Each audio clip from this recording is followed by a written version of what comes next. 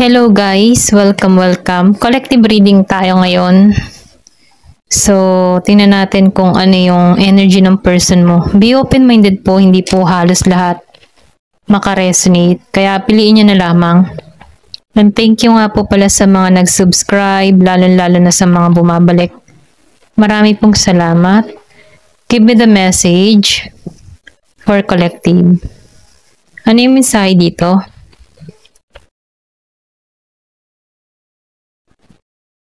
Give me the message for collective.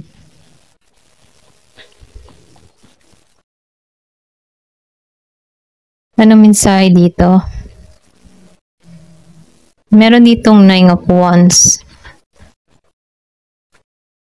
So, nakikita ko dito, no? Yung iba sa inyo, sinusubukan dito kung hanggang saan yung iyong katatagan.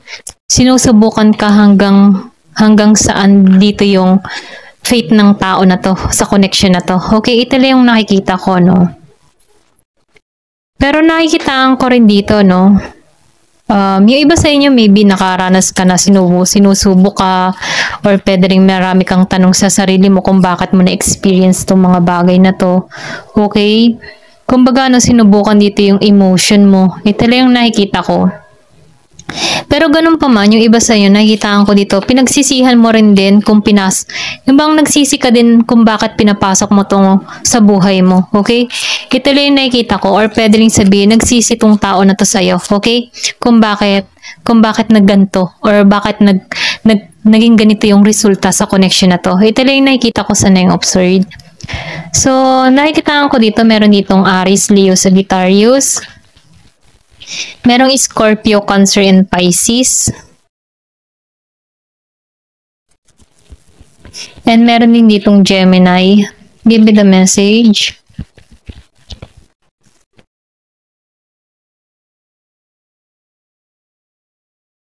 Meron ditong Gemini, Aquarius, and Libra. So, nakikita ko dito, no, yung iba sa inyo, meron ka ditong kadiling na arrogante, okay? Kumbaga itong tao na to, no, may pagka na siya, yung tipo na impulsive. Hindi niya iniisip yung kung masasaktan ka sa sasabihin niya. Excuse me. Kumbaga itong tao na ito, yung iba sa inyo, meron ako nakikita dito na nagkahiwalay kayo dahil sa pagsiselos, okay? Or pwede rin sabihin, masyadong silosa yung tao dito, okay? Ito lang yung nakikita ko.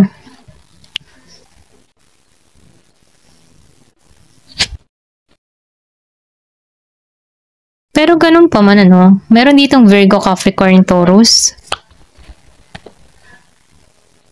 Yung iba sa inyo, nakikita ko dito, meron ditong tao na nag-iisip. Okay? So, nakikita ko dito, no, yung iba sa inyo natuto dito magkaroon ng boundaries para sa kanyang sarili. Okay? So, nakikita ko dito na hindi ka nawawalan ng pag-asa or pwede rin sabihin na itong tao mo, nasaktan siya din dito. Okay? Pero ganun pa man, nakikita ko rin dito na na-overcome mo to, okay? Yung mga nangyaring kaganapan dito, okay? Natutunan mo yung sarili mong mag-heal sa connection na to. Natutunan mong i-let go tong tao na to sa'yo, okay? So, nakikita ko rin dito, no, na natanggap mo, okay? Or pwede rin sabihin, natutunan mong kailangan tanggapin tong mga naganap at nangyari na to, okay? Hindi na maibabalik pa, okay? So, dito, napipil ko dito na napatawad mo na rin to, or pwede rin sabihin na inaccept mo na lang to, mga nangyaring ito, at pinakawalan mo to, okay? So, natutunan mong i-let go to mga bagay na to kahit mahirap yung naranasan mo, okay?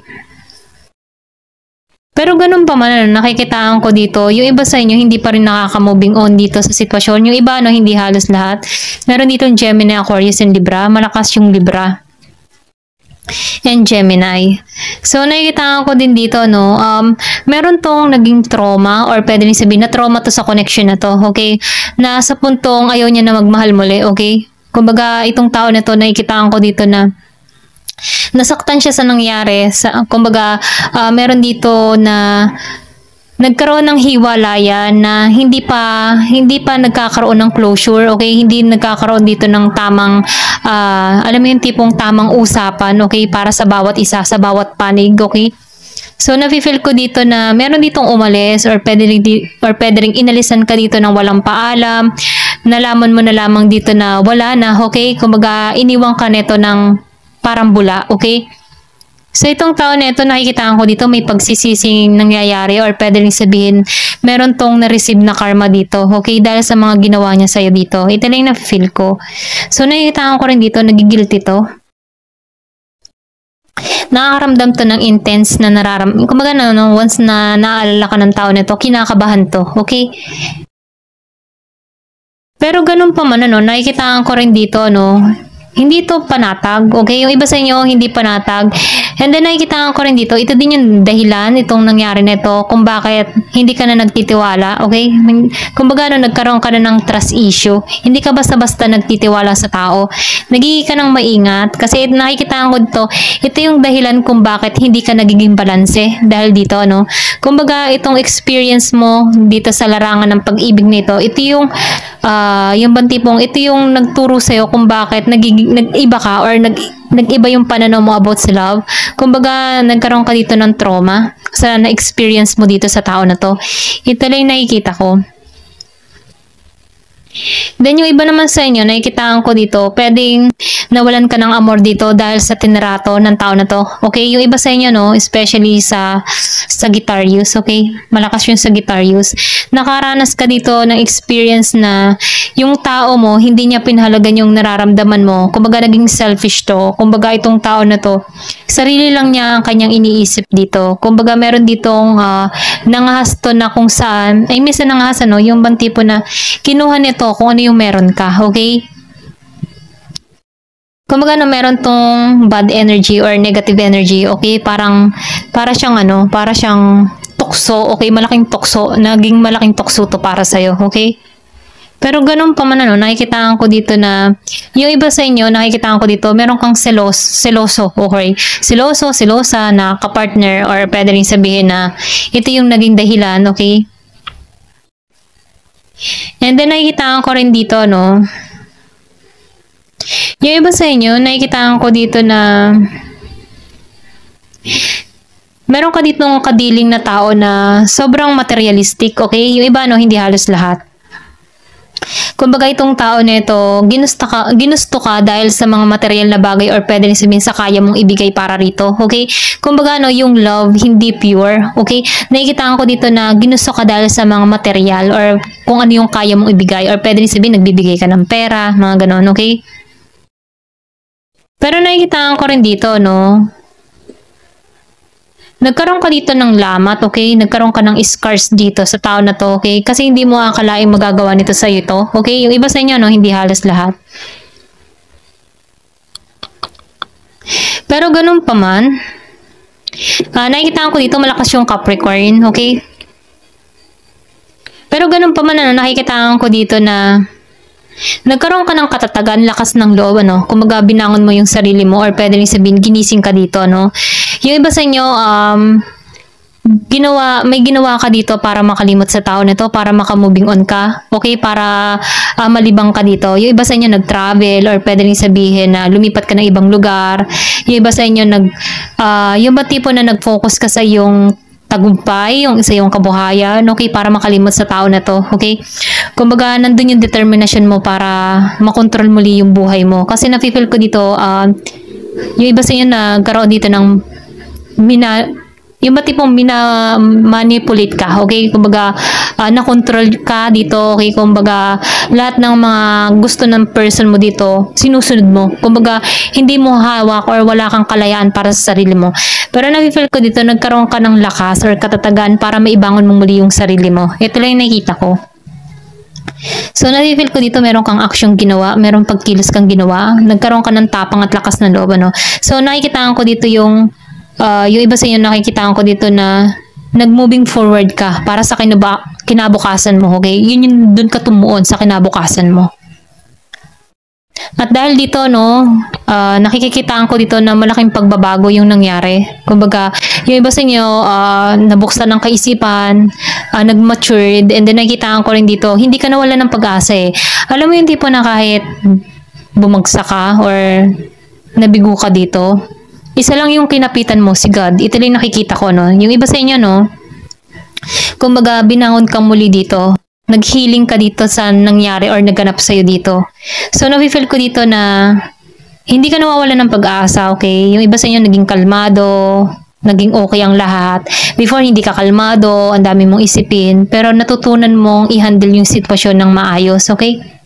So, yung iba naman sa inyo, nagkaroon dito ng kakontentuhan. Kumbaga, nakontento ka sa kung anong meron ka.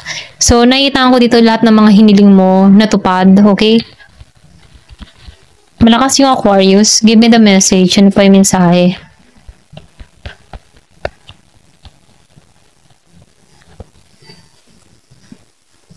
Pero ganun pa man na nakikitaan ko dito. Yung iba sa inyo, meron ka ditong lover, okay? Ex-lover na magbabalik. Yung iba, no, hindi halos lahat. Pero nakikitaan ko dito, sa pagbabalik ng tao nito, iba na siya. Yung iba sa inyo, matagal ng panahon na nagkaroon ng hiwalayan, okay? Pwedeng ginising na rin tong tao na to. Nagkaroon dito ng spiritual journey ka. Ang ganun din tong tao na to, okay? May paggising. So, itong tao na to, no, babalik to. Yung iba, no, excuse me, may babalik ka ditong tao. Kumbaga gusto nito makipagkasundo, makipag-ayos dito, okay? May paghingi ng tawad. Doon sa iba, no, hindi halos lahat. Meron ditong Knight of Coins. So, nakikita ko dito, defensive. Masyado mong pinoprotektahan yung sarili mo. Okay? Ito lang yung nakikita ko. So, yung iba nagiging matigas ang ulo para sa tao nila. Kung bumalik man to, magiging matigas ang ulo mo. Kumbaga, naninindigan ka dito. So, nakikita ko dito na alam mo yung tipo na, alam mo yung responsibilidad mo eh. Kumbaga, naibangon mo muli yung sarili mo, tinrabaho mo muli yung sarili mo. Okay? So, nafe-feel ko dito na mas nakakonect ka sa sarili mo. Okay? Yung iba sa inyo, mas nagkaroon ka dito ng paggising eh, or pwede rin sabihin ginising ka dito eh. So, yung iba sa inyo, mas nananaig sa'yo yung matuwid na daan. Okay? Kumbaga, no, ayaw mo nang pumasok sa isang relasyon na wala kang magandang kahahantungan. Okay? Kumbaga, no, practical ka lang.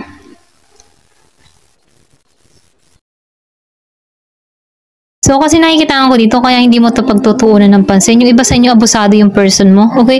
Inabuso ka ng tao nito. Okay? Nagkaroon ng away, kaguluhan sa inyo ng tao nito. Na kung saan, no, napuno ka na dito. Okay? Kumbaga, marami ka nang sinacrifice para sa tao na to. Okay? Kumbaga, yung mismong kaligayahan mo, sinacrifice mo na para sa tao na to.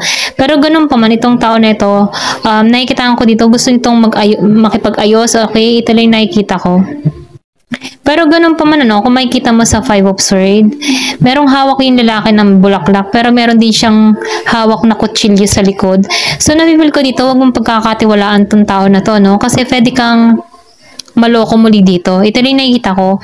Kasi nakikita ko dito, ano na to eh, medyo tuso tong tao na to, no? Meron ditong Gemini, Aquarius, and Libra. Malakas ang Aquarius. Meron ka ditong tao na abusado. Inabuso ka nito, inabuso yung kabaitan mo. Kumaga, pwede rin sabihin na kinuha nito yung loob mo. Once na ikaw ay kuhang-kuha na ang loob ng tao na, kumaga, once na kuhang-kuha na niya yung loob mo dito. Kumaga, nafe-feel ko dito na sweet talker to, pero meron siyang pagsisinungaling, okay, na ginagawa, okay? Ito lang yung nakikita ko. So, sundin mo yung kutob mo. Ito yung mensahe, no? The Devil. Lumabas pang The Devil. So, itong taon na ito, no, meron tong mga addiction, meron tong masamang bisyo, meron tong gawaing na ganun, okay? So, nakikita ko dito na abusado to. Yung iba sa inyo, sinasaktan ka nito, pinagbuhatan ka ng kamay ng tao na to, okay? Pero ganun pa man, nakikitaan ko dito, nagkaroon ka dito ng unhealthy, okay? Hindi malusog na relasyon, okay? Kumbaga, unhealthy yung relasyon nyo dito. Na kung saan itong tao nito, toxic, okay? Kumbaga, nakikitaan ko dito na once na bumalik to, marami na tong karma, okay? So, pag ito'y bumalik sa'yo, nakikitaan ko dito, madadami ka lang sa karma ng tao na to. Ito lang nakikita ko. Kasi itong tao na ito, nakikitaan kanya ng, pwede kanyang Yung bang pwede siyang dumepende sa'yo, okay? Kasi nakikita ko dito, itong taon na ito, may pagka-devil energy eh. So, meron tong mga bisyo, marami tong kung meron ka ditong tao na marami, yung pang tipo na playboy, playgirl, or marami nang naka-sex or may pagka-sex addict siya. So, marami na tong nakakonect na energy, okay? So, nabibili ko dito na observe ng tao nito yung mga negative energy na kung saan nakakonect ng tao nito. Kaya siya ay toxic, okay? Yan, kaya siya toxic dito kasi marami na siyang nakakonect na energy, marami na siyang na pagsawaan, okay? So, nakikita ko dito na gusto nitong bumalik sa'yo kasi nakikita ka ng tao na to na totoo or makakatulong sa kanyang sitwasyon, okay? Kung ikaw man yung tipo ng tao na madasalin, no, pwede mo maipagdasal tong tao nito, okay? Kaya lang, nakikita ko dito na marami na tong negativity, okay? Ito lang nakikita ko, toxic kasi siya. So, marami na tong naka-fling or naka-sex, ganun, okay? Kung meron ka man ditong tao, hindi halos lahat sa part na to, no? Kasi kilala mo yung person mo kung mahilig to. Marami na tong naka-sex na kung saan na-observe niya yung negative, okay? Kumbaga, marami na siyang babae, lalaki, na kung saan na-observe niya na yung mga negativity nito, okay? Ito lang nakita kung bakit siya nagiging toxic dito. Kumbaga, andun pa rin yung pattern niya, okay?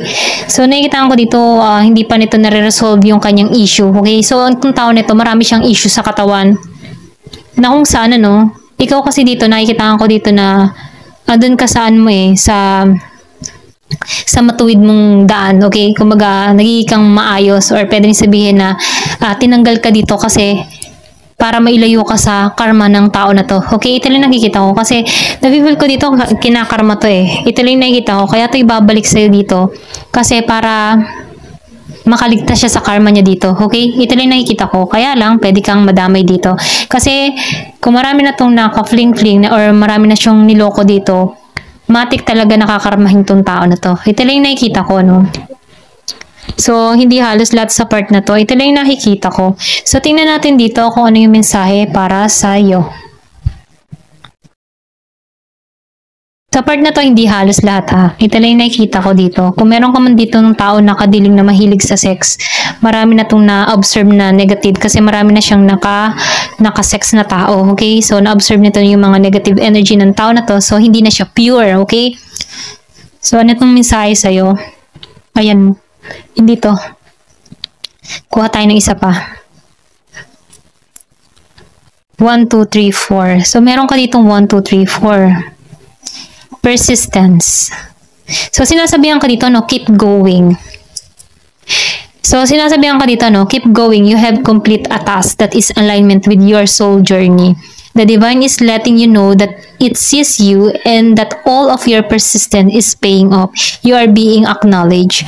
So, nakikita ko dito, no, magpatuloy ka lang, okay? Kasi nakompleto mo na yung task. Kasi nakikita ko dito, sinubo ka dito eh, okay? Kumbaga dito sa Nine of Wands, sinubukan ka dito. So, na-complete mo yung task dito. Kung madalas mo makita yung 1, 2, 3, 4, mensahe ito para sa'yo. So, meron ka ditong purpose, kumbaga, na-align mo na yung ulit yung sarili mo, na ibangon mo muli yung sarili mo. So, nakikitaan ko dito, hinahayaan na ni Divine na malaman mo, okay? Or makita mo kung ano yung makakabuti para sa'yo. So, nakikitaan ko dito na napagbayaran mo na rin dito yung mga karma, okay? Kung meron ka mang nagawang hindi maganda before din, napagbayaran mo na to at na nakaraos ka na, okay? Natanggalan mo na to, okay? So, nakikita ko rin dito, marami ka nang natutunan sa journey mo. So, may naman, minumungkahi dito, keep going ka lang kung ano yung ginagawa mo. Kung babalik man tong tao nito at ramdam mo ganun pa rin yung energy ng tao nito, kung aray sex addict, may iwasan mo to. Ito lang yung mensahe, Kasi naibangon mo muna muli yung sarili mo. Ito lang yung mensahe, Ito lang yung mensahe, ayan. So, meron ka ditong affirmation. I take step to stay in alignment with my soul's journey and I reap the rewards of my persistence. Ayan. So, nakikita ko dito, meron ka ditong reward na marireceive, kaya lumabas ang the star, okay? So, magpatuloy ka lang, kasi lumabas din dito ang the chariot, okay? Move forward. Kasi nafe-feel ko dito na meron ditong tagumpay na naghihintay sa'yo, okay? Mag-focus ka sa ginagawa mo. Then, nakikita ko rin dito na hawak mo muli yung iyong buhay, kontrolado mo to. Then, sinurrender mo dito dahil may faith ka dito sa Kanya. So, meron ka ditong mapagtatagumpayan. Okay? So, nirenew ka dito. Ito lang nakikita ko, no?